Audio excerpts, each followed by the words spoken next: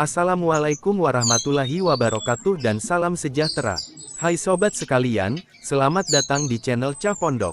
Hari ini kita akan menelusuri kiprah perjalanan salah satu wali Songo, yaitu Sunan Kudus. Terutama dari perspektif tasawufnya. Video ini berjudul Analisa Tasawuf Sunan Kudus, Jalan Hening Para Kekasih.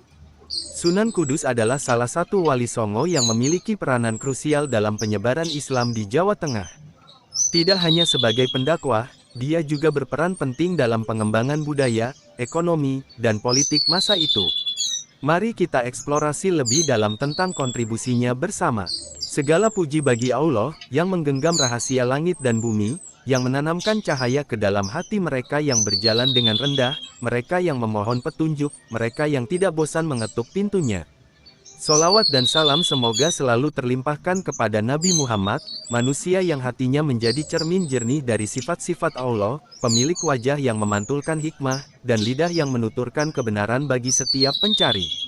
Doa pembuka, Ya Allah, bukakanlah celah-celah ruhani kami sebagaimana Engkau membukakan jalan bagi para walimu.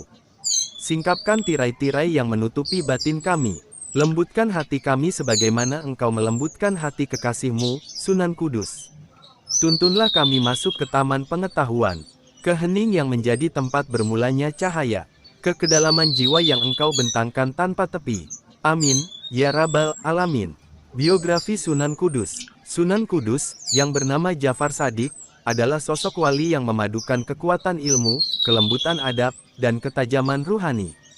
Beliau lahir di wilayah Palestina atau di sekitar kawasan Timur Tengah menurut beberapa riwayat, sebelum akhirnya Allah mengarahkan langkahnya menuju Tanah Jawa. Ada pula riwayat yang menyebut bahwa beliau lahir di daerah sekitar Jipang dan memiliki garis nasab ulama dan pemuka agama. Dalam catatan para sejarawan, beliau adalah mujtahid dakwah yang memiliki silsilah keilmuan dari para ahli fikih, ahli hadis, dan ahli tasawuf. Ketika menginjak usia dewasa, Jafar Shadiq menempuh perjalanan panjang demi memperdalam ilmu syariat, fikih, seni dakwah, dan ilmu kejiwaan. Ia mengembara dari satu pusat ilmu ke pusat ilmu lainnya, meresapi hikmah dari guru-guru besar, hingga jiwanya ditempa dengan kelembutan, ketegasan, serta kearifan yang sangat dalam. Setibanya di Jawa, beliau menetap di Kudus, sebuah wilayah yang kelak akan menjadi tempat lahirnya budaya Islam yang damai dan penuh toleransi. Di kota inilah beliau membangun Masjid Al-Aqsa Menara Kudus, masjid indah yang memadukan arsitektur Islam dan sentuhan kebudayaan lokal, menandakan betapa halusnya cara Sunan Kudus merangkul hati masyarakat Jawa. Sunan Kudus bukan hanya seorang ahli fikih, melainkan seorang pembimbing ruhani. Dakwahnya lembut, tidak memaksa, tetapi tegas dalam prinsip.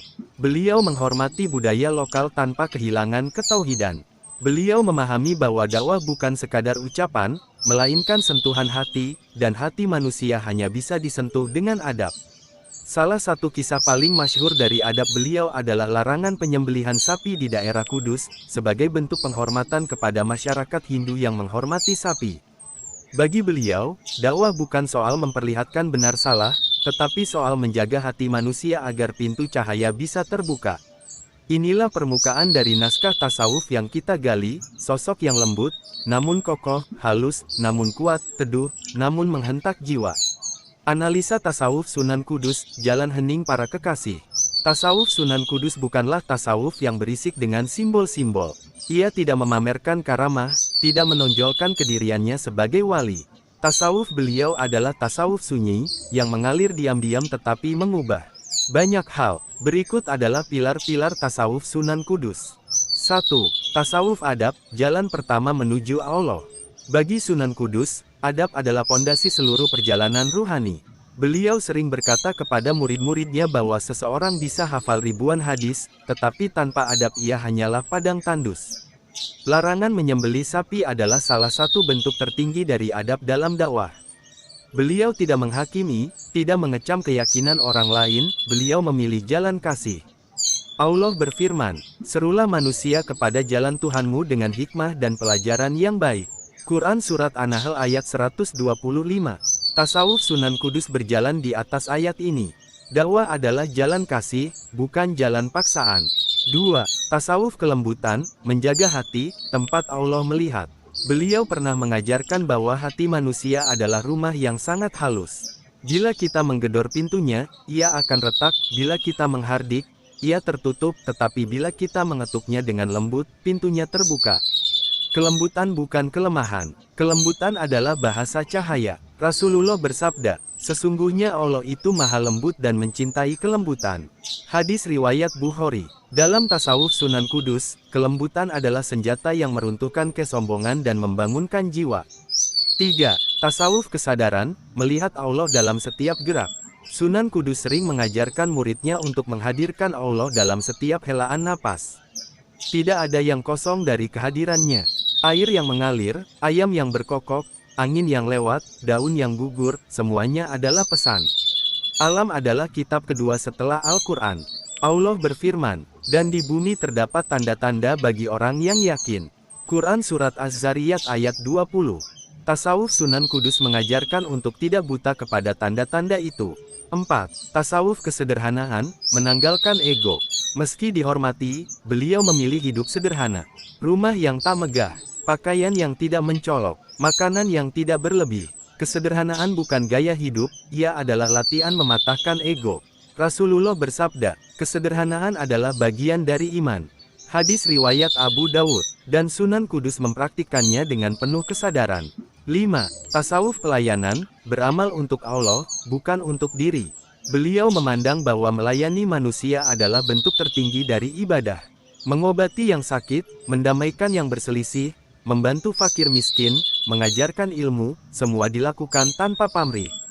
Tasawuf Sunan Kudus bukan tentang menarik diri, melainkan menjadi manfaat. Rasulullah bersabda, "Manusia terbaik adalah yang paling bermanfaat bagi manusia." Hadis riwayat Ahmad. Dengan pelayanan itulah hati masyarakat terbuka, dan cahaya tauhid masuk dengan tenang. Peranan Sunan Kudus dalam kerajaan Demak Bintoro. Namun perjalanan ruhani Sunan Kudus tidak dapat dilepaskan dari panggung sejarah, dari tugas besar yang Allah amanahkan kepadanya dalam kerajaan Demak Bintoro, kerajaan Islam pertama di tanah Jawa. Ketika Raden Patah mendirikan Demak sebagai pusat dakwah dan pemerintahan Islam, para wali diberi peranan masing-masing sesuai kedalaman ilmu dan kekuatan batin mereka. Di antara semua itu, Sunan Kudus mendapat posisi yang agung, mufti kerajaan, penasihat utama dalam persoalan hukum dan spiritual, penjaga kemurnian syariat, serta jembatan antara istana dan para ulama. 1. Sunan Kudus sebagai mufti kerajaan Demak, penjaga fikih dan syariat. Di masa Demak, hukum Islam mulai ditegakkan secara sistematis. Untuk menjaga agar pemerintahan berjalan di jalan Allah, diperlukan sosok yang memahami fikih secara mendalam. Itulah mengapa Sunan Kudus ditunjuk sebagai kadi sekaligus mufti kerajaan, jabatan tertinggi dalam bidang keagamaan. Ia memberikan fatwa dalam hukum pidana, penyelesaian sengketa, adab pemerintahan, dan kebijakan publik. Fatwanya tidak hanya tegas tetapi juga bijak, sebab ia memadukan fikih dengan tasawuf, keadilan dengan kasih. Keadilan tanpa kasih adalah pedang tanpa gagang, dan kasih tanpa keadilan adalah pedang tumpul. Sunan Kudus memegang keduanya dengan sempurna.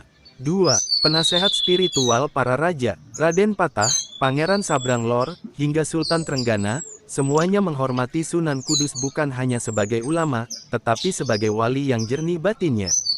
Ketika kerajaan gelisah, beliau yang menenangkan.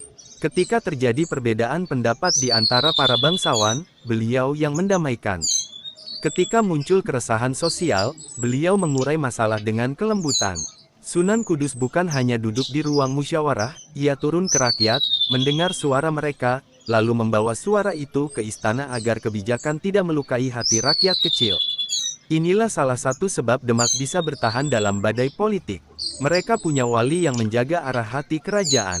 3. Peran dalam ekspedisi Demak, suara hening di tengah gejolak. Ketika kerajaan Demak mengadakan ekspedisi militer ke beberapa wilayah Nusantara, terutama dalam masa Sultan Trenggana, Sunan Kudus termasuk ulama yang memberikan pertimbangan moral dan syar'i sebelum keputusan besar diambil. Beliau selalu menekankan bahwa perang adalah opsi terakhir. Kemenangan tidak boleh membuat lupa diri.